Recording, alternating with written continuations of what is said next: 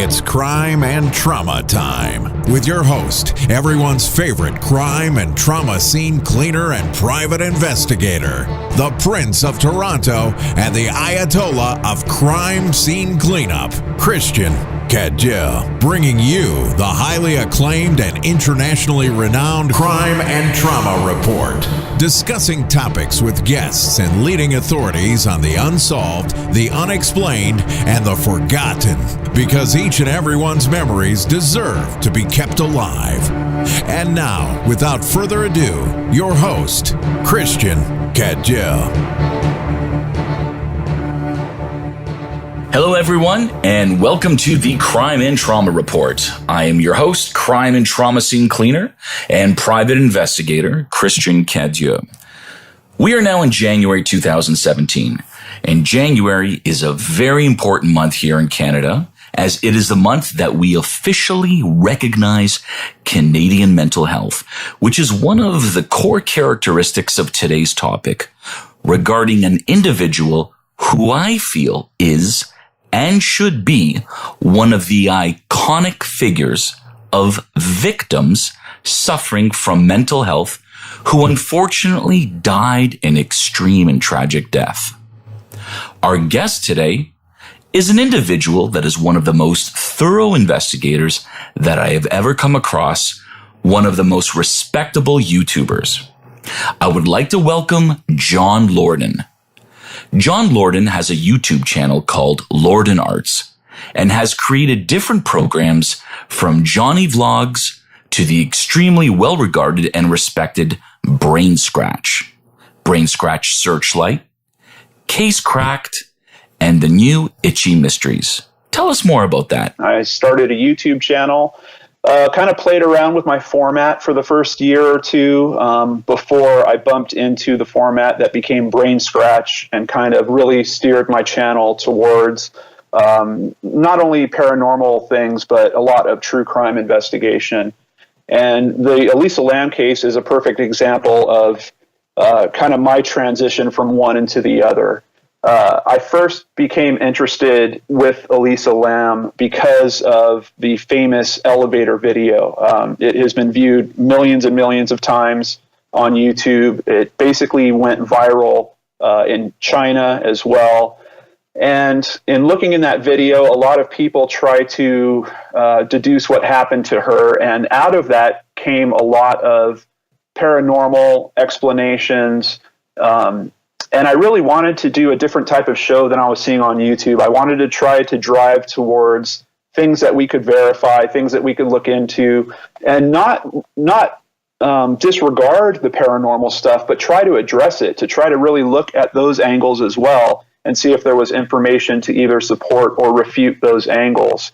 And this case is just, it's full of different takes because we have this video that's extremely popular. We have millions of people that have seen it, and everyone wants to contribute to their thoughts about what happened.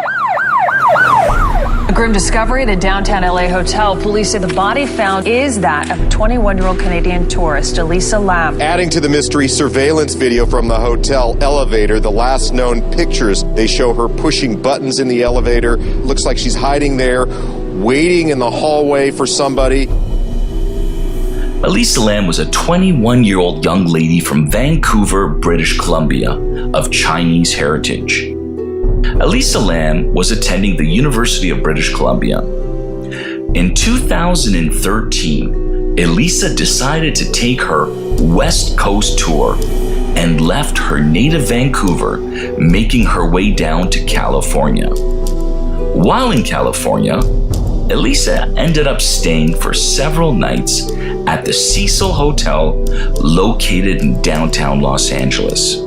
On the night of January 31st, 2013, Elisa Lam went missing.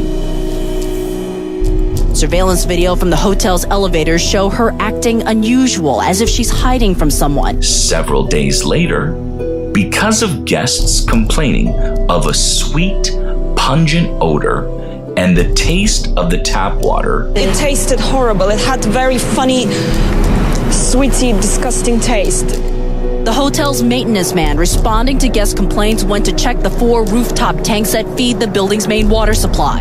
Elisa Lam's body was found floating at the top of a 1,000-gallon water tank on the roof of the Cecil Hotel.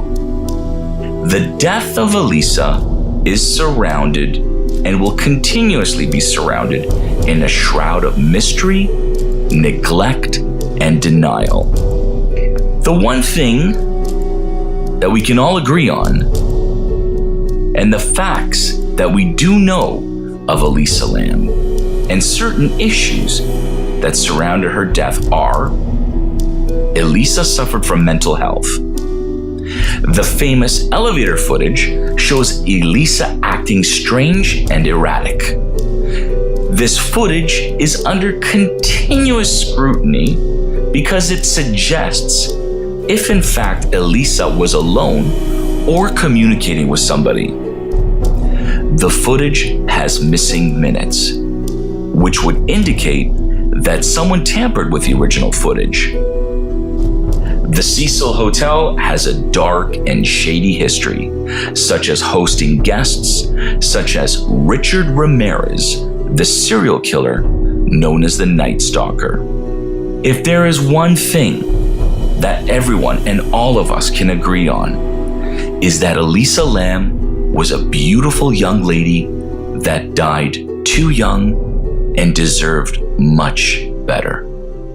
Is it fair to say that there's still a lot of unanswered questions out there in regard to this case that is just still leaving people baffled and curious on, hey, what is the real deal here? What really happened? There's just so many unexplained questions out there in regards to this that it's like a circle that just keeps going around and around. And, the Lam family has been through so much, and our condolences go out to the Lam family for what they've experienced and the tragedy of losing a loved one and a family member, especially a 21-year-old young lady who died certainly way too early. It's, in your opinion, what are your thoughts on the overall situation from the way it was handled from the investigative standpoint to the final judge's ruling to, apparently I found out, or I heard that Sony Pictures has purchased the rights to make a movie on her life, where Hollywood has gone to the extent of getting involved in this. Yeah. Well, to answer the earlier part you were getting to, there are unanswered questions. The biggest of the unanswered questions is, what is she going through in that elevator footage? She is acting somewhat bizarre. It looks like she might be being followed. She kind of steps into the elevator and then she moves to a corner where if someone was walking by, they wouldn't necessarily see her in the elevator. She pokes her head outside of the elevator doors and swishes her head both ways, like she's checking the hallway for someone.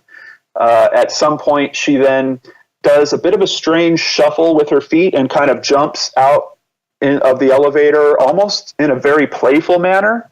And then it appears that she starts having a conversation with someone. And a big question is she having a conversation with someone else? Is there someone else in the hallway there? I do know that there is a mirror directly across from where that elevator is. I've been to that site several times. Is she talking to herself possibly in the hallway? And that's when people just look at the elevator video, there's a few things that come up. The first is a lot of people saying, well, this is someone that's just going crazy. And unfortunately, that's not enough of an explanation for some of us. We know that she was struggling with depression. If you start looking into her social media, she was actually very vocal about the depression she was facing. She was going to college. She was having trouble taking a proper amount of classes, so she had scaled back to only taking 1 or 2 classes per semester. At the time that she made this trip, remember, this is a 21-year-old college student at the University of BC. She wasn't even enrolled in classes this January of 2013. She decided to take what she called her West Coast tour. which was essentially her coming to California and seeing a bunch of sites. She started in San Diego. She had taken a friend's BlackBerry with her. I'm not quite certain why she had that friend's BlackBerry. I don't know if she might have been using it for internet access or something. She lost that in San Diego. She then moves upwards to Los Angeles, and she had booked this room at the Cecil Hotel literally just a day before she showed up there. And the hotel itself is in what is now a gentrified part of town, but at the time she was there a few years ago, it wasn't even quite as nice as it is now.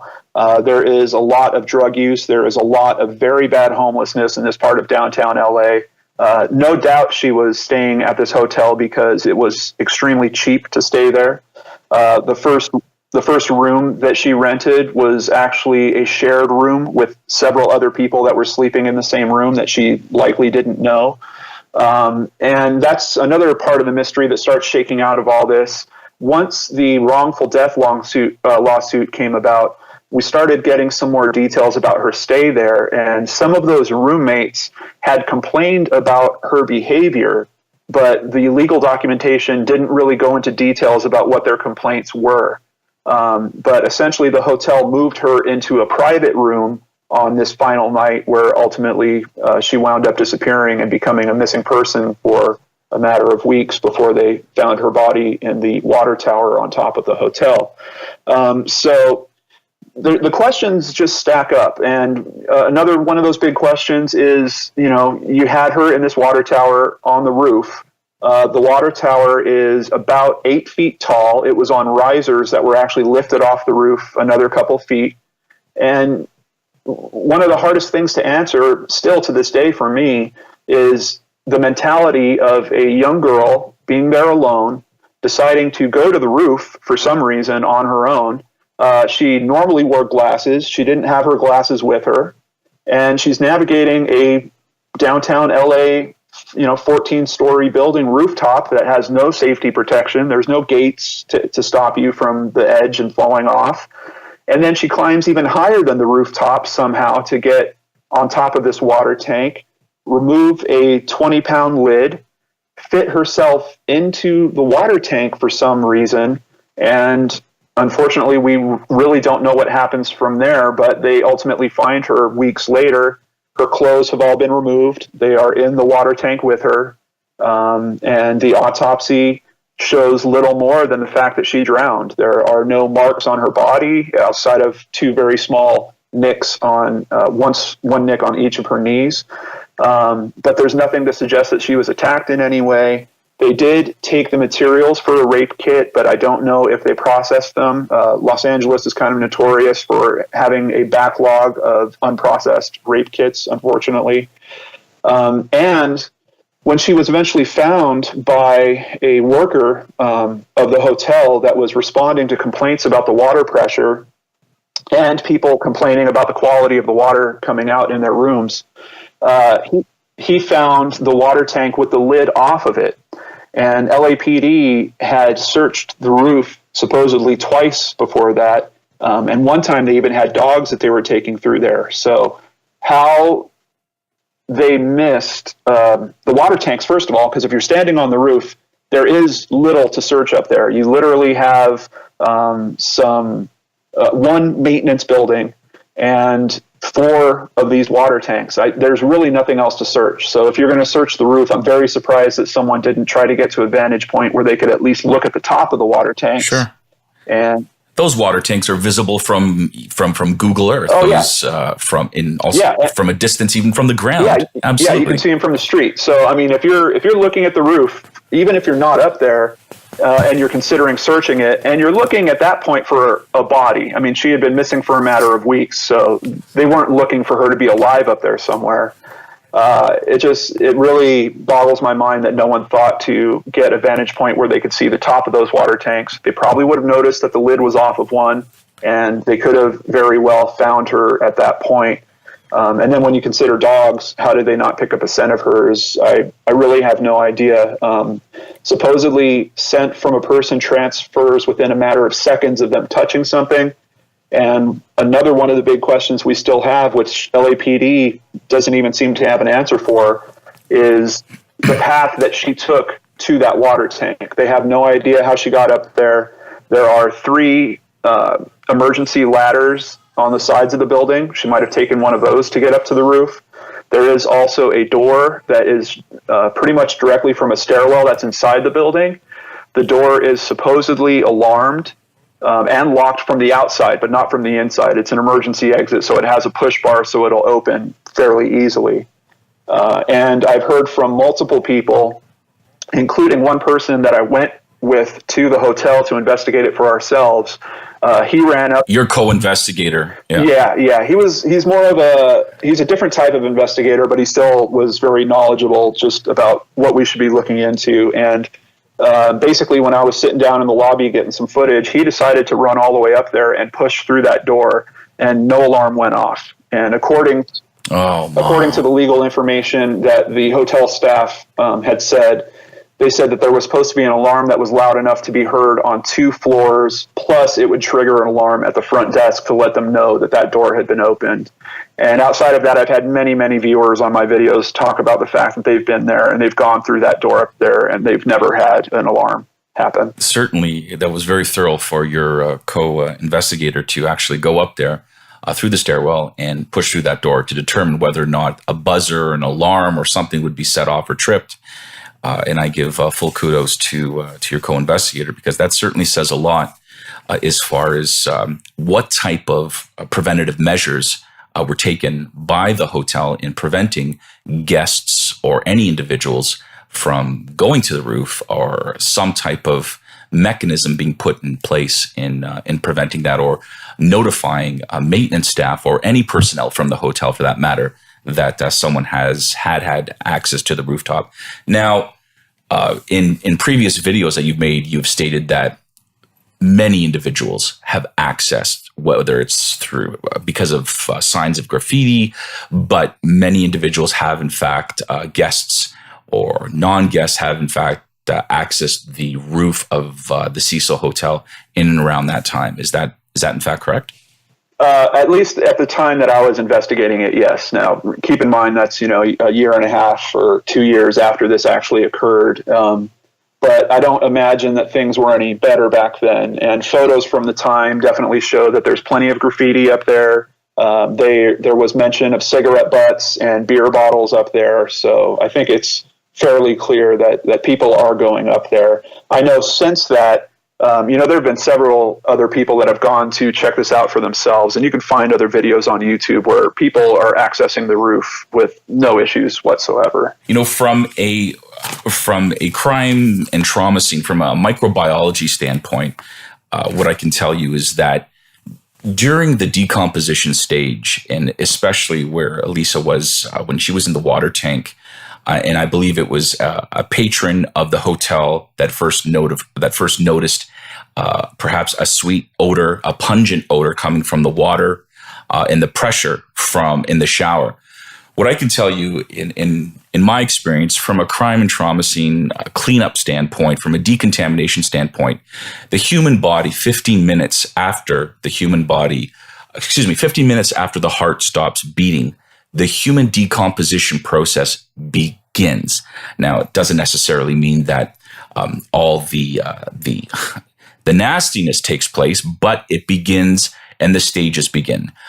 And very similar to the Walking Dead television series, you have certain stages, and those stages include something which is referred to as putrefaction. And during the putrefaction stages, there's stage 1, stage 2, stage 3, and I believe stage 4. Where we come in as crime and trauma scene cleaners is usually between stages 2 and 3. For Elisa Lam's situation, it's a little bit different because she was in water, and water will slow down slightly and stabilize the decomposition process. However, it's very natural and very normal, of course, for the body naturally to release certain fluids and certain odors. Those odors consists of overall forms of hydrogen sulfide, sulfur dioxide, and ammonia. So for the water, it would be very normal for that water to have a very pungent smell and taste extremely off, because there are, in fact, certain chemicals that were stabilized from gaseous vapors within the water tank that would have made its way to the patrons that were in the hotel at that particular time. So from a microbiology standpoint and a scientific standpoint, the decomposition stages would certainly absolutely give patrons a reason to be concerned from what they're experiencing from as a result of what had happened. Yeah, and the hotel reacted to that quickly, basically issuing a do not drink order on the whole building. Several people were still upset about it and asked to move to other hotels, and they helped accommodate that. So yeah, it's a huge problem when you consider that this is a water source that has been contaminated. And on top of that, you have this tragedy of someone that went from missing person status to, being found deceased in this odd manner. It's and you might have some input on this, but of all the research I've done, I have never found what has been classified as an accidental death in a water tank like this. I have found other instances of bodies being located in water tanks or in piping systems, but those were obvious homicides and being used as hiding or dump sites. But I've never seen another case with it being accidental. That's a very interesting point. An accidental death within a water tank, accidental death within piping. Depending on the depending on any type of variables, circumstantial variables, perhaps with OSHA, whether it is an industrial fatality in the workplace, where someone was killed in a water tank in a confined space, as per se, whether it's a silo, whether it is a manhole with only one way in and one way out, because the definition of a confined space becomes, it is clear, but then again, for example, an attic in a home, for all intents and purposes, is considered to be a confined space because you can only access the attic of a home from one entrance and you exit from that same entrance. So in theory, an attic is considered as a confined space. However, OSHA will overlook that because it deals with residents and in residential communities. But when you have workers or individuals or professionals that are out there trained perhaps in confined space rescue or working in confined space, whether it's a water tank, whether it's a small, large holding facility, any type of chemical tank, I have, in my career, I've done a tremendous amount of industrial fatalities. However, an accident within a tank as a result of lack of oxygen, I haven't dealt with, or toxic vapors or gases, but I know people that have, there are reports and incidents actually here in Canada where certain rescue teams, because of the level of gases and the toxic level of gases that went into a confined space to rescue a worker, the rescue personnel were all, while trying to rescue someone else, they were all dying while in the process of trying to pull the first person, the worker, out because of the high level of toxic chemicals. So in regards to your question, have I personally heard of something in as a water tank? No. Or have I dealt with something? Not as per se in a holding tank. But as far as industrial accidents and mishaps, absolutely. But there are cases out there here in Canada, for that matter, where individuals have in fact been killed. And it's raised the awareness from the OSHA standpoint, the Ministry of Labor standpoint, on the necessary precautions for people to take when venturing into an area that may only have one or that may be deemed as a confined space. But the water tanks here, the water tanks, it was a lid. It was an entire lid that wasn't locked and without hinges. Isn't that correct? Yeah. And that actually, this conversation is going perfectly towards the outcome of the wrongful death suit. Essentially, the suit was about that. Is the hotel responsible for having the foresight to understand that might have been a risk up there? And the lawyer for the hotel basically argued that we could not lock that lid because it was not a hinged lid. It was a lid that comes off completely in one piece. The lawyer for Elisa's family argued, well, but you've put locks on it since, and basically all you did was add 2 latches to each side of that piece of metal, and you're now able to lock it. Another point that was brought up, specifically, which you had also mentioned, was silos.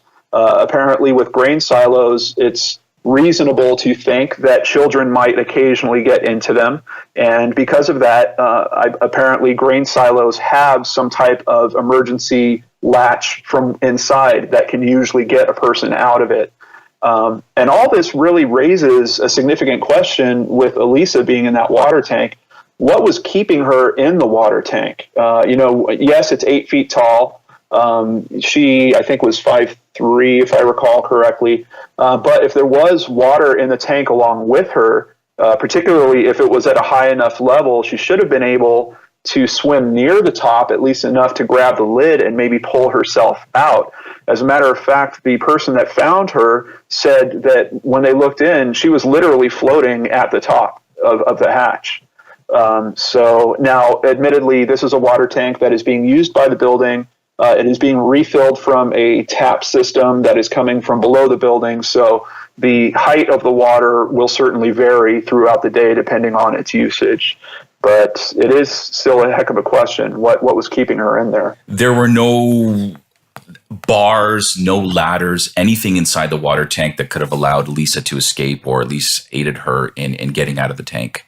No, it was a perfectly smooth finish on the inside of the tank. There was a ladder right outside of the tank, just a typical 6-foot type of ladder you'd have at your house that they had, I believe it was chained to one of the tanks. And that's one of the questions we have as well, which LAPD doesn't even have an answer for, is did she take that ladder to get on top of the tank, or did she climb the building that was next to the tanks and then jump down onto the tanks? But once she was inside there, no, there was no way outside of being able to swim close enough to the top to grab the ridge of the lip that she had climbed in through and tried to pull herself out there. But I also wonder, downtown LA is a place where there's a lot of people, especially that part. I mean, you literally had people living on the streets all around that hotel. If she was in that tank and she was screaming and the tank lid was off, which we know it was, why didn't someone hear that? Why didn't someone respond to that? Just so many questions in this case. That's a great point. That's a great point. Now, and I haven't looked into this, but does anybody happen to know what the weather was like, the forecast for January 31st? That evening, that day, or in those days, was there a thunderstorm? Was it raining? No.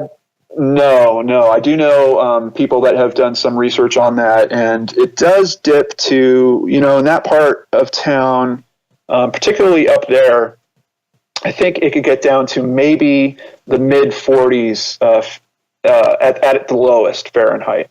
So if she was in there overnight, there's a good chance that she was dealing with some hypothermia. Many people believe that explains her clothes being removed. Apparently, there is a reaction that happens to people when they are dealing with severe hypothermia where it feels like your skin is getting hot. So frequently they will find drowning victims that have dealt with hypothermia remove their clothes because they feel like they're actually burning at some point. But no weather, no rain, nothing like that, at least from the information I saw that was submitted. John, let me ask you, what in your experience, in your opinion, I mean, you even went so far as to go to the case, the courtroom when the court case took place of the Lam family against the Cecil Hotel, correct? Yeah. And what was your take? What was your response? What was your overall reaction? I mean, I know there's a lot of people, myself included, that I'm not going to say hurt, but disappointed. Disappointed is the best word that I can look that this particular case by Judge Holm was, the summary judgment. It was that he threw that he tossed it out. He did not allow this to proceed to a trial by jury. And I mean, I'm sure your thoughts and your sentiments on this issue are certainly like millions of other people out there, that this particular case was warranted and justified and should have. It deserved the respect of going in front of a jury. Yeah, I believe so. I mean, I think it's interesting that the Elisa Lam family was not there. I was sort of hoping to at least express my condolences to one of her family members, but unfortunately they weren't there. Now, I think they had a good reason. The judge was actually quoted by a couple of news sources a few days before this, saying that he would likely dismiss this case. So it's very strange. I've never seen a judge comment publicly on a decision before the actual argument was made, but that is what happened in this case. And I think it did rattle her lawyers a bit. I thought her lawyer was a bit nervous and did not seem to hit one of the major points that I think would have really opened this up, and that was about the door that is supposedly alarmed. I think the main argument was, did the hotel do everything it could that was within reason to prevent a tragedy from happening on the roof? And even according to the depositions from hotel staff, they're stating that, they test that alarm regularly. Well, according to the information I have, that was not necessarily true. And even according to the determination by one of the detectives working the case, he is almost certain that she went through that alarmed door. So it was very heartbreaking to know that information, to see it not presented very well. I do think her lawyer made a great point about the fact that they have since added locks to those hatches. But unfortunately, it just wasn't enough for the judge to roll that way. And I don't know why a summary judgment should have overruled the possibility of it being fully heard. I don't think the information, I looked at the information that was sent in as part of the summary judgment, and how you could rule that without having at least some reasonable doubt about them being able to protect that area didn't make logical sense for me. But of course, I don't have years of sitting on a bench doing this. So it was heartbreaking. Yeah, to say in the least.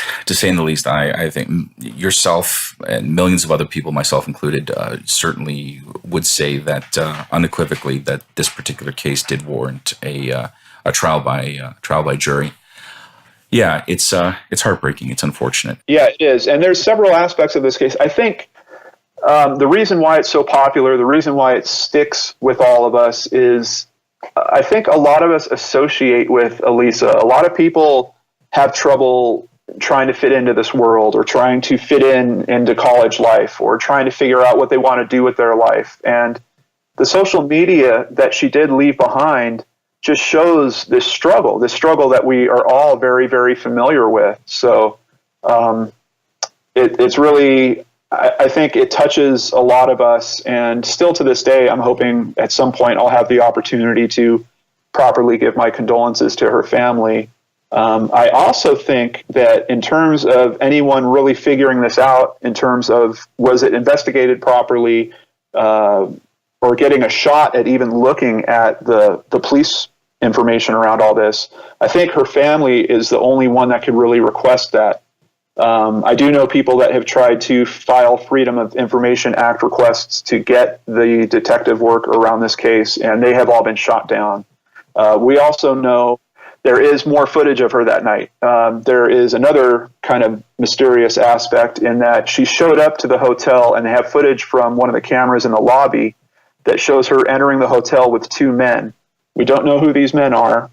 They hand her some type of box. We don't know what that box is, but that is all they have on that footage. But unfortunately, that footage has never been released, so we only know details about it, but we can't look at it for ourselves. Wow.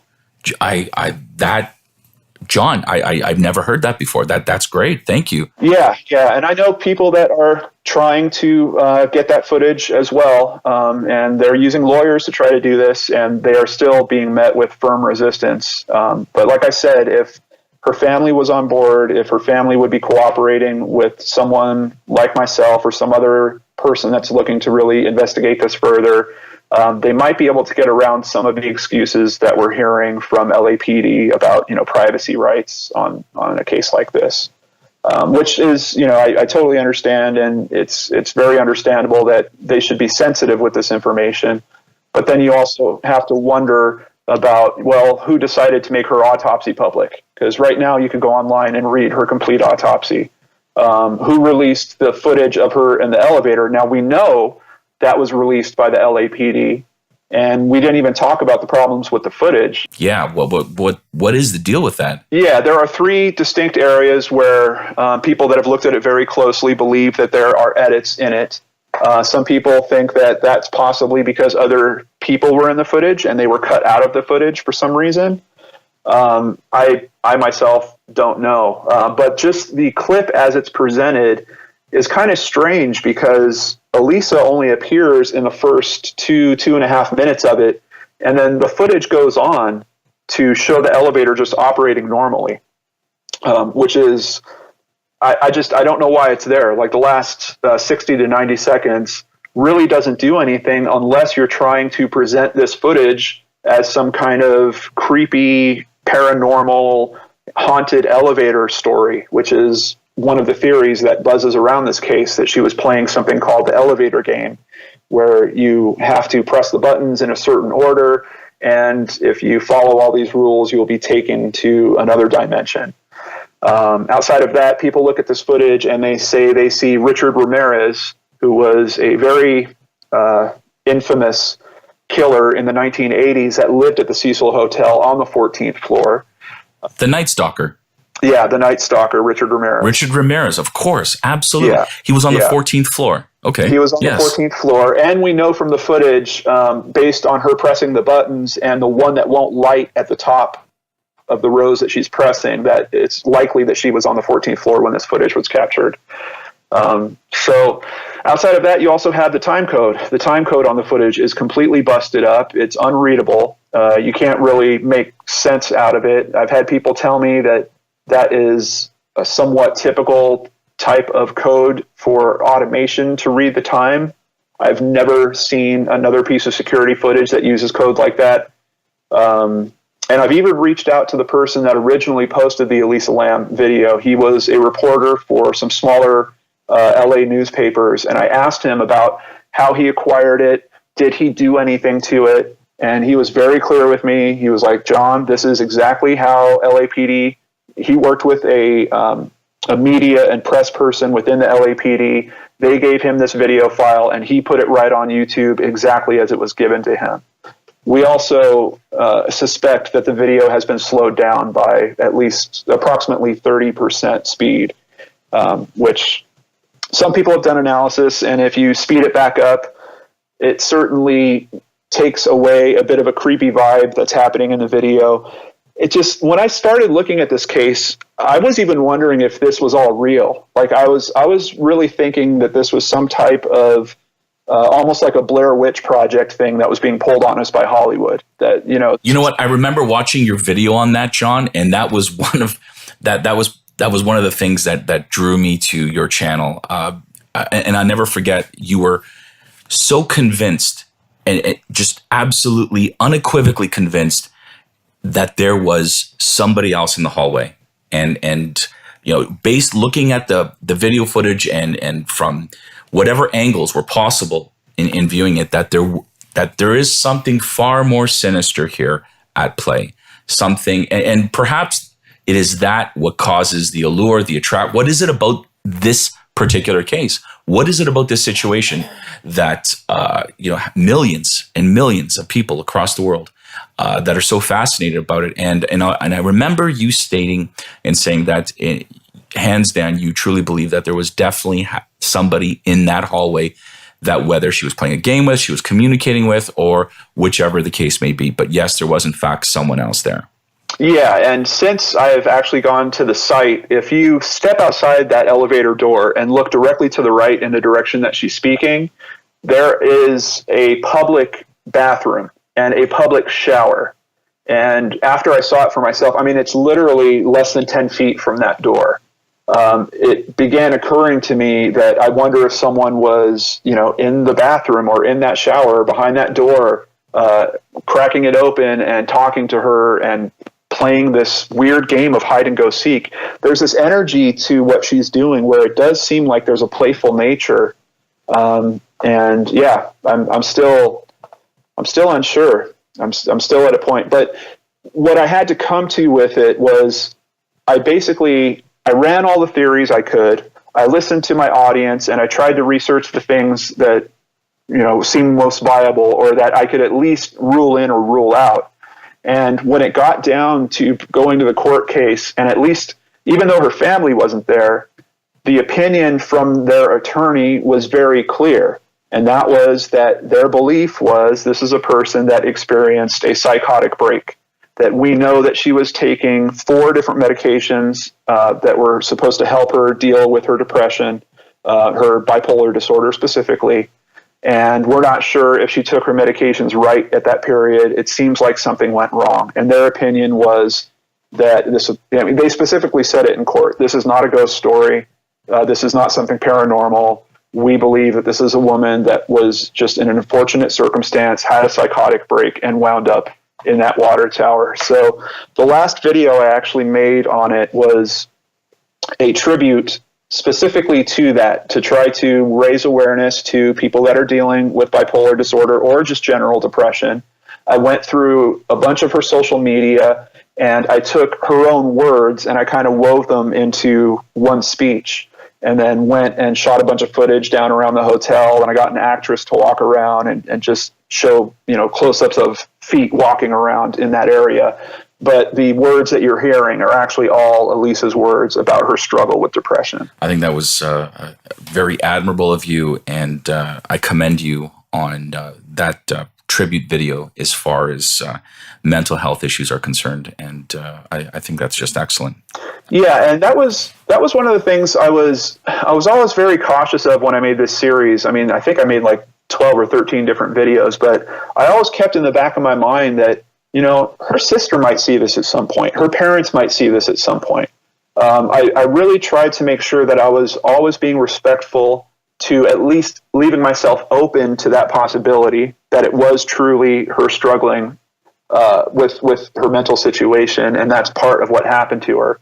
But I did want to also open up those other conversations enough for people to talk about the elevator game or to talk about the invisible light agency. I was just about to ask you about the invisibility cloak. I mean, are we grasping here? Do you think that that's certainly within the realm of reason, or is this grasping? I mean, in your professional opinion. For me, it's grasping because if you look into her social media enough, you will see that she was a huge fan of Harry Potter. Absolutely. She really loved those books. I remember that. So knowing that there is a tweet that she retweeted, which was an article from Huffington Post Canada about a Canadian company inventing an invisibility cloak. And if you specifically look at that tweet, you're looking at a picture that looks like someone doing the Harry Potter invisibility cloak. They're holding up a sheet that is showing a tree that is literally behind them through their body. It doesn't really, for me, I look at that and I say, well, it's fairly obvious to me that she's just a fan of Harry Potter and she loved this picture and she wanted other people to see it. Now you get this strange thing where people go on Google and they're looking at the hotel, and there is seemingly a business inside the hotel called the Invisible Light Agency. And the first kind of mistruth about this is that business was never in the hotel. There is a building 2 buildings away that is Artistic Lofts, and that business was in that building. But because of the way Google Maps at that time had the street angled, it's like the pin for that business looked like it was actually in the hotel. But if you looked at the address, it was a completely different address. And I went down there and checked it out for myself. The Invisible Light Agency was basically a very small production company, kind of a special effects production company. They did a couple of promotional videos. I saw their videos. But through all that, people made this connection of Elisa Lam knew about invisibility cloaks, and she was tied. She went there specifically to meet with someone from the Invisible Light Agency, who must also be part of this invisibility cloak thing. Oh, and by the way, we found an employee that worked with the Invisible Light Agency, and on his LinkedIn account, it says he also is actively working for Raytheon, who is a defense contractor that is pretty big in the California area. This must have just stirred the conspiracy theorists like crazy. It must have gone like wildfire throughout their communities. Yeah, and it's hard because, at least in my position, I'm trying to listen to their theories. You have to understand their theories if you're really going to try to review them and say, okay, I'm able to support what you're saying because I found this and this. So I really had to take it word for word and from a bunch of different sources and really get a deep understanding of it.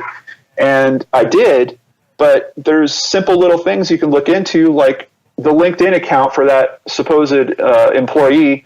None of his previous work experience had end dates. So literally every company he ever worked for, you could say, oh, look, he still works for this company because there's no end date on LinkedIn. So it's these weird little blind spots that people sometimes have. There's this thing called confirmation bias, and I really have to fight it. I have to fight the urge even myself when I'm looking into cases, because you start seeing something that you want to connect. And confirmation bias is something we all struggle with, where we will basically start seeing these connections. And then if we don't test against that thought, then all of a sudden you have this conspiracy that you're telling everyone else about. And sure, other people love a good story if it's interesting, and it will get its own life and it'll start spinning from there. And then it takes someone way down at the end of the chain to actually take enough time to look into it and say, okay, these 5 facts, are these all true? And let me dig in and see if that's really true. And all of a sudden you come out the end of that and saying, wow, that theory was basically bust. And the weird thing is there's other aspects of that same story that don't come along with that conspiracy theory that are much more intriguing. Like if she did somehow meet up with that former employee, he wound up leaving the country right about the time that she passed away. And he literally moved to the other side of the world, and you don't hear about that angle where it's like, wait, you've got this guy and he disappears from social media for like 6 months and all of a sudden he pops back up and he's in a completely different country. Do you personally know of anyone who has spoken with that individual, who has tracked that individual down in order to interview him or ask him any questions? I don't. I know people that have reached to other employees of the Invisible Light Agency, but no, not him specifically. If I recall correctly, I think he did at least have some comment about not knowing this person and not being involved with this at all. But no, I don't know anyone that's reached out to him since then. He's just a guy that's working in special effects and, trying to live his life apparently. And you have to go back to the facts that we know about this case. The police, it's weird. They did a little bit of a double take. At first, they said that they thought that there was foul play involved, and then they quickly retracted that and said, wait, no, we don't think that there's foul play involved.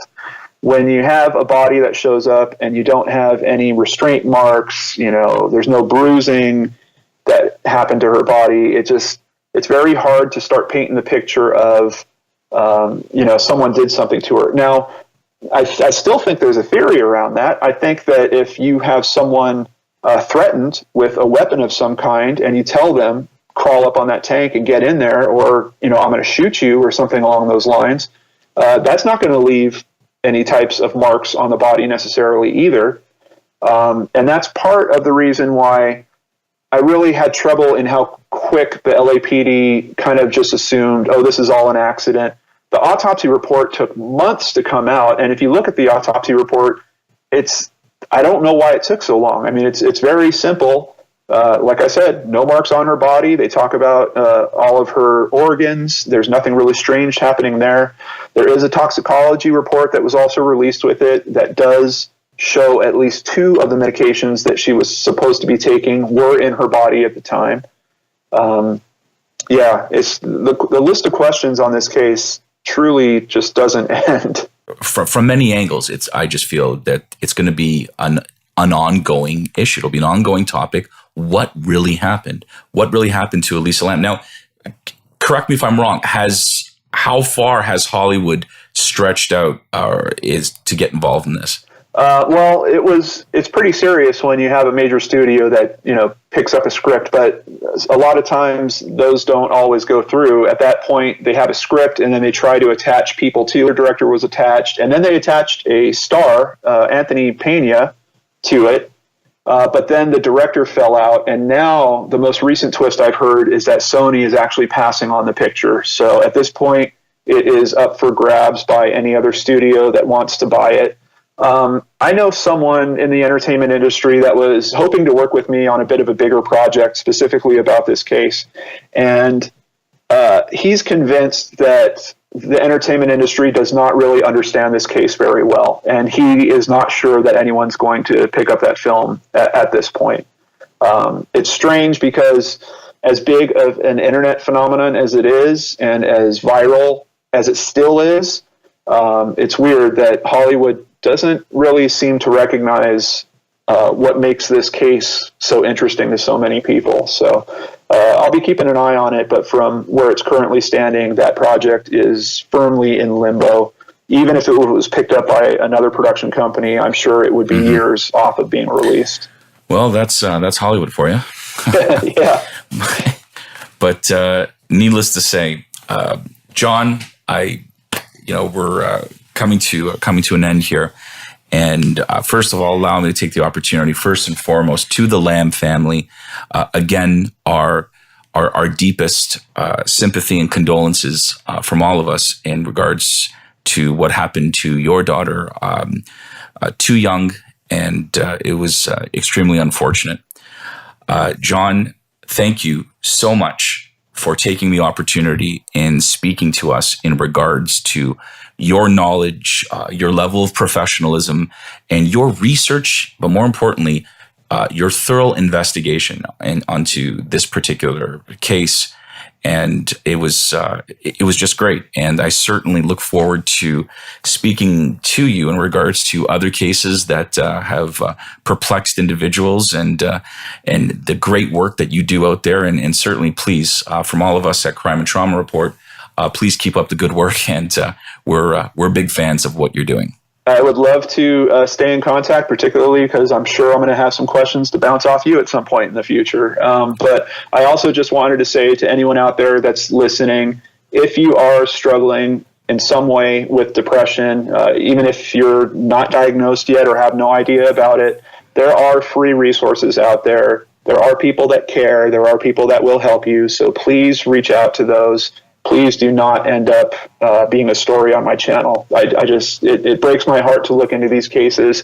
In this one in particular, I think there's a lot that we can learn, and I'm hoping that people will hear that message and please get the help that they need. Thank you, John. John Lorden from Lorden Arts YouTube channel and the creator of Brain Scratch. Again, thank you for your time, and have yourself a wonderful day, and enjoy your weekend, John. You too. Take care, Christian.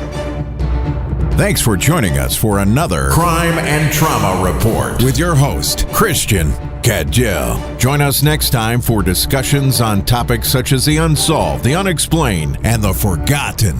For more information and all new episodes, go to crimescenecleaners.ca. And join us again next time for another Crime and Trauma Report.